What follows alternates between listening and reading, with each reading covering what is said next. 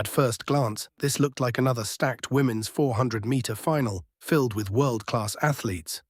But once the gun fired, Salwa Eid Naser completely changed the race. In this video, we'll analyze how she built an early lead, why her pacing strategy was nearly perfect, and what allowed her to maintain incredible speed over the final 100 meters. We'll also examine Shericka Jackson's powerful late charge, the battle for the podium, and the technical details that separated the winner from the rest of the field. This is a perfect example of elite 400-meter racing at its highest level. Tidligere år, europamester både på 4x400 meter og på 400 meter individuelt. Święty-Ersetic har kommet seg ned i 50-85 i år, løpt hjemme i Polen. Så har vi britiske Lea Nielsen, som har egyptisk mor og dansk far. 51-51 som årsbeste, løp fortere enn det under EM i fjor. Men Eid Naser har fått en skikkelig utfordring her for Shericka Jackson. Hvis hun beholder det nivået hun holdt hjemme på Jamaica, så skal Eid Naser få mer å jobbe med her enn hun har fått tidligere i sesongen. Og kanskje må hun under 50 sekunder for første gang i år, Eid Naser, hvis hun skal vinne. Ja, det tror jeg er et bra tips, Jan. Jeg tror også vi skal se opp for 22 år gamle Zaini i banen innenfor Salwa Eid Naser. 22 år gammel, altså fra Niger. Har rå avslutninger, er omskolert 800 meter løper og til og med terrengløper. Ja, og har bare 1100 del bak da. I Rabat da hun perset med en hel del. Nå er de i gang. Salwa Eid Naser rett fra personlig rekord på 200 meter i USA. Går bra bortover her nå. Plukker inn Shericka Jackson i banen utenfor og ser ut til å ha kontroll på løp. Ja, Zaini i banen innenfor og sliter med åpningsfarten til Eid Naser, men vi skal følge med på avslutningen til jenta i bane 4. Det er Okolo i den ytterste banen som er nærmest Eid Naser når de går inn i den siste svingen, men det er herfra inn. Det kan skje veldig mye. Eid Naser pleier å være sterk her. Får vi se om Shericka Jackson kan komme tilbake. Ser jo ikke sånn ut i det hele tatt når de går ut på selve oppløpet. Det er Zaini, den tidligere 800 meter løperen, som kommer voldsomt, og som har Eid Naser nå feier forbi. Den kommer seg forbi, for Eid Naser kommer tilbake. Nå tar det 49,18, stevnerekord. Og en fantastisk tid på Eid Naser, bare noen hundredeler bak hennes personlige rekord. Årsbest i verden. Nei, det er det ikke. Det er noen hundredeler bak det. Ja, Shawnee Miller-Roypo har 49.05 fra Gainesville, Florida, 27. april. Men bortsett fra det, så er det de to som er 1 og 2 her i dag, som troner øverst på verdensstatistikken så langt i år.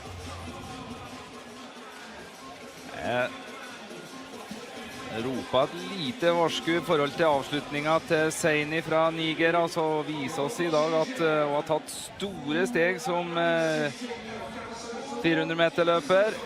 Siden 2006 er det bare én jente som har løpt under 49 blank, og det er verdensledende Shawnee Miller-Roypo. Det sier litt om det Eid Naser presterer her, for hun er nære grensa nå.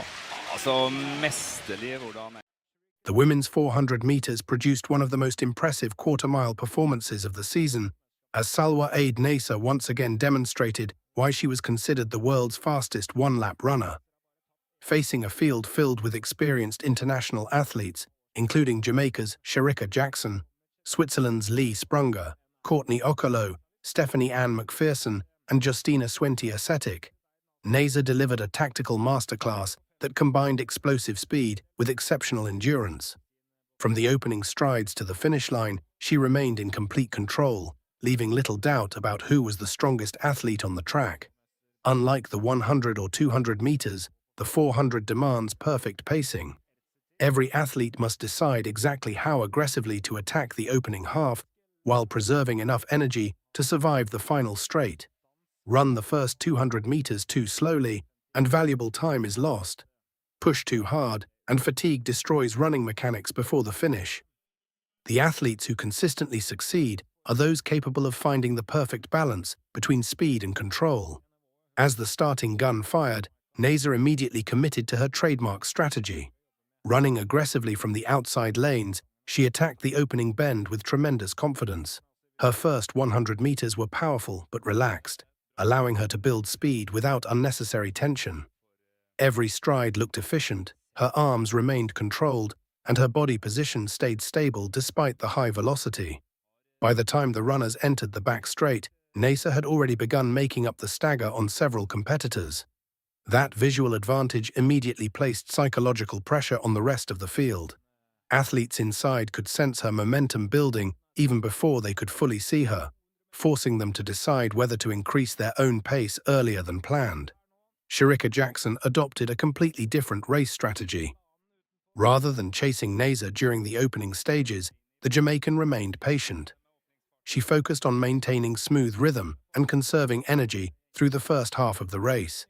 This approach has often defined Jackson's success over longer sprint events.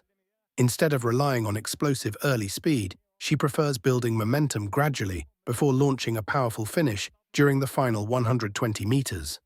At the halfway mark, the race had already begun separating into distinct groups. Naser held the advantage, while Jackson, McPherson, and Okolo remained locked in a tight battle behind her. Every athlete understood that the third 100 meters would determine the outcome. This section of the 400 is often called the danger zone, because fatigue begins accumulating while athletes are still required to maintain maximum efficiency. This is exactly where Naser demonstrated why she was the dominant quarter-miler of that season. Instead of slowing as many runners naturally do after an aggressive opening lap, she maintained outstanding cadence through the second curve. Her stride length remained consistent, her posture stayed upright, and there were no visible signs of tightening across the shoulders or upper body. Those technical details allowed her to continue generating speed while many of her rivals were already fighting fatigue. Jackson responded with an impressive surge entering the home straight. Her transition off the final bend was exceptionally smooth.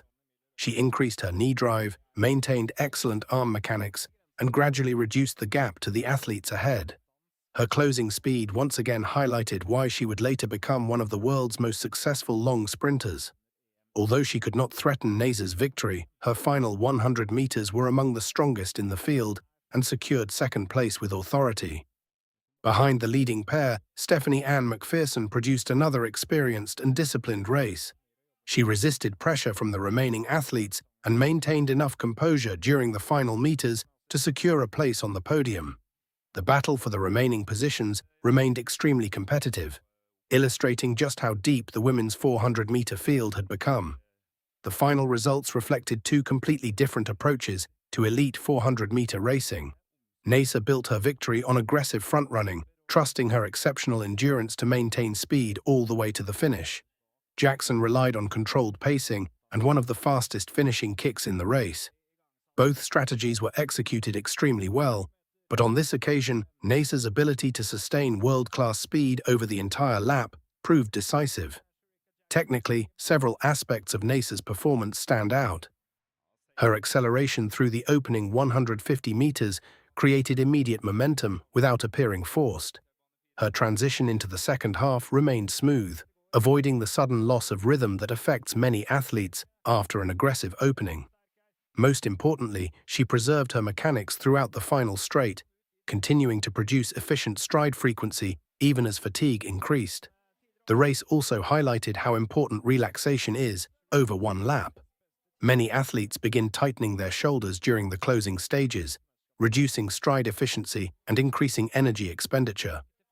Naser remained remarkably composed, allowing her natural mechanics to carry her through the finish line. That ability to stay technically sound under maximum fatigue is one of the defining characteristics of elite 400-meter runners. Another key lesson from this race was the importance of confidence. Naser never reacted to the movements of other competitors. She trusted her race model completely, attacked from the gun, and forced everyone else into chasing her. That psychological advantage is enormous because athletes running from behind often spend additional energy attempting to close gaps instead of executing their own strategy. The depth of the field made this performance even more impressive. With several athletes capable of running under 50 seconds, every mistake could have resulted in losing multiple positions. Yet Naser never allowed the race to become close. She dictated the pace from the opening bend and controlled every phase of the competition. Looking back, This performance perfectly represented Salwa Eid Naser at the peak of her career. Her combination of explosive speed, exceptional strength, and flawless pacing made her one of the most feared athletes in world athletics. Meanwhile, Jackson's outstanding second-place finish demonstrated her remarkable versatility, proving she could compete at the highest level not only in the 100 and 200 meters, but also over the demanding 400-meter distance. This race was far more than another Diamond League victory. It was a demonstration of elite race execution, world-class endurance, and tactical precision. Naser showed exactly why she was considered the athlete to beat, while Jackson reminded everyone that her finishing speed could challenge almost anyone in the world. Together, they produced a 400-meter race that remains an outstanding example of how championship-level quarter-mile running should be executed.